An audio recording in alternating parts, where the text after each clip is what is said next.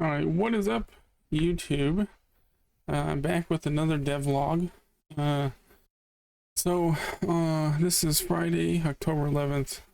On Monday, Sunday, isn't really, but Sunday, Monday, decided to get the playtest of essentially the gameplay loop out to some people. And feedback's been good. There have been quirks, I'll call them, pointed out that I've noticed in all my playtesting while making the game that is now called Iron and Steel. As if you saw the last devlog, you know that's the title we're sticking with. But yeah, these little quirks, just some things I saw, thought, you know, they don't really break anything, so I just kind of have been pushing them to the side, but they've been getting noticed, so I will I've been working just, you know, here and there. I'll see as I continue if my little tweaks will fix it, because it's really just that, like, if something gets too close to your playership, the bullet that spawns will not actually hit that because it's too close. And it's mainly just because I have the bullet speed set so high at the start to match up with the flare animation currently. Otherwise it just doesn't look right.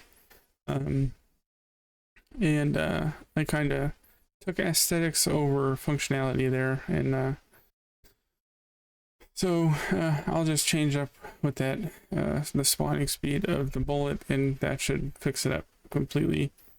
Then other things, just little tidbits here and there on things that would be nice, things that, like, we've already been thinking about but haven't put in this, you know, little snippet of the gameplay loop. But that's been good, and since then it's kind of exploded. The playtest has like a space area and then the boss area, you know, two whole places, and now we're kind of looking at what's gonna be, you know, we have like 12 plus 2, 4, 6, 8. We have about like 21, if my math's right, map areas that you'll be flying around, shooting enemies, gaining points, fighting bosses on. So you know, the one thing is only one person has like actually decided to beat the boss yet on the playtest, so that's one thing. It is in a pretty like standard state. I didn't add any like low health things to it, and there's no real difficulty set in, just what I'm gonna set as what's normal. But yeah, things are moving along quite nicely. The other thing that's kind of popped in and what we wanted to do is like choose the style of playthrough you want as you're going through. So either you can do the game linear, i.e. the, you know, 4 major bosses that you'll see will happen in a specific order, or randomly and they happen in different orders. And since we have all of these maps, some of these will just always be random, kind of like in older shoot 'em up games. You would like Gunbird in particular, if you know what that game is. It's really great. It wasn't actually called Gunbird in the United States. I can't remember what it was, what the US name is called. I've only ever played it on Saturn and Dreamcast, and I've imported copies, but essentially in those games some of those stages are randomized on what stages you'll go to first, and then you'll continue on to actually preset things. So that's kind of how we're doing on linear. You have some random in this, but there's preset, so you know what bosses are going to come first, and in what order. But then random is just every map you go to, every boss that you're gonna, like, the bosses will be in different orders. So if you're good at one, you know, maybe one, and not so good at the other, you know, your run can be harder depending on what order things come into play. But that should be working completely. I have some code for that. It's a bit spaghettified. I'll show it, or at least maybe, but it works. You know, I'm taking an array out. We have essentially I'll subtract. I need to subtract a few, but yeah, you know, about 20 some rooms. And then essentially just we're looking at what play type you choose, linear or not. Then it goes through a bunch of things to get some randomness in here.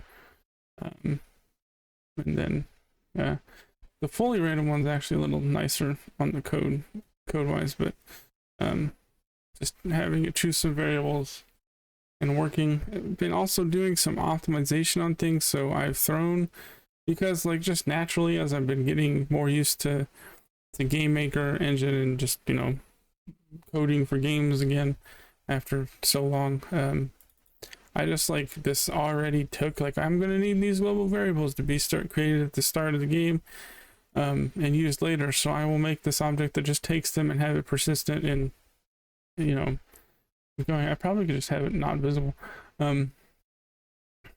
but I was like, wow. Then thinking back, I had a ton of global variables just kind of strewn throughout objects when I needed them made.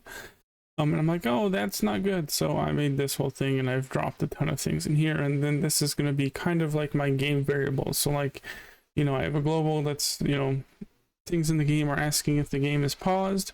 Because when it is, they stop moving. You know, this will also be when we're setting difficulty settings. You'll set the amount of HP you have, and maybe some other things. Maybe it'll actually set how many bombs you start with. Actually, that's probably a good idea. I'll do that right now. Ooh, happening in real time. And then you know, other things like things for the boss map data that's needed. Boss, you know, variables. Is it vulnerable? Have you done what you need to do to be able to actually damage the boss? I kind of like that a lot in games. Like, you can't just start, you know, randomly attacking the boss and doing damage to it. Sometimes they have like these effects where you have to take down something else before you can actually damage the boss. And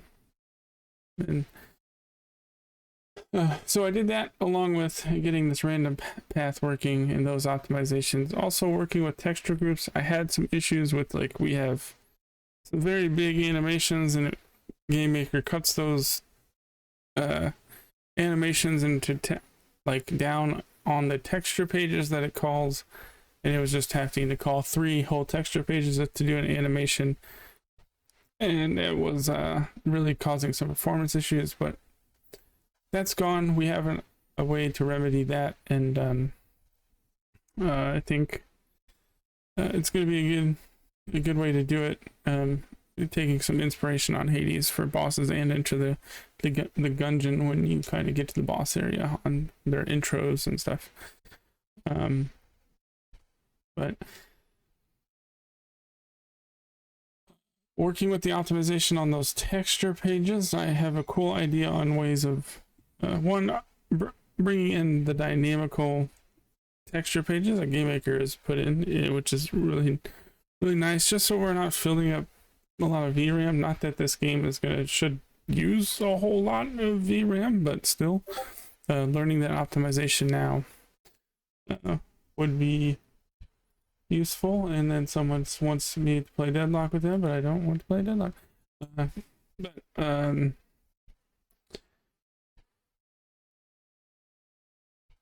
Yeah, having those texture pages there would just be nice, because we're going to get more sprites, we're going to get more textures, we're going to need a lot more things, you know. Hopefully that goes quickly in this, you know, we're right in the start of month 3. I've done 2 whole months of, you know, working on this game, and that is, you know, a few hours out of the day that I have, you know, some days not even working on it all.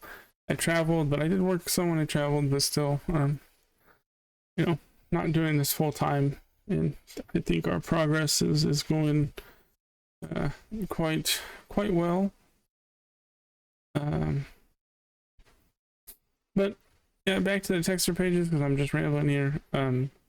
Essentially, I have a way of let's see, let me, where is it? It's here. So these texture groups are currently dynamic, so this is going to preload that when I choose this path, even though I won't need these yet until the end, but it's going to preload those and have those ready to go. But then, like, say we have killed the boss in this biome, it's going to post, like, it is now going to flush those textures out, because there's a lot of things there. There's going to be things on the map, there's going to be the boss sprites and whatnot, and we don't need those anymore. We can flush those out. And then also something I have working, and I don't think I've moved it over to anything yet, but it's like here. This is, you know, we're transitioning to the boss map. It is going to flush out all the the space areas textures, just to free up space as things start being read for the boss map. So like these are ways of I'm working on getting things to kind of optimize the texture groups. But I've been talking for about 10 minutes now about this. Things are going well. Progress is going well. I'm going to try and probably just kind of work out today a way to kind of do all the playthroughs. Maybe the boss is just you shoot it once and like it has some image and it dies, but that's, you know, that's fine. I'm not really worried too much about the actual mechanics of the game. Like, it is a twin stick shooter, those mechanics are kind of down. Having cool mechanics with bosses are going to be the things that are going to take up more time later on, but now getting things lined out and kind of that full framework built, I think will be smart, at least for me. At least that's the way I'm going to do it. And we're going to move forward. So hopefully by next week, there's like a little quick maybe playthrough I can do by setting all the HPs real low and score limits low to move forward.